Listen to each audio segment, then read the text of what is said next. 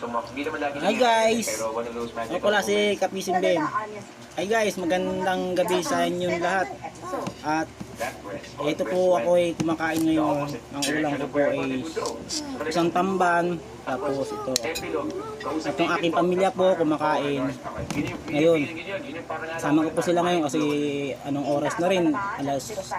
Mag-alas 7 na yata o mag-7:30. Kumakain na kami ng hapunan guys. Ang ulam ko guys is tamban na maliit. Tapos may sabaw na paksiw. Pinirito kanina ni yung aking commander Kapising.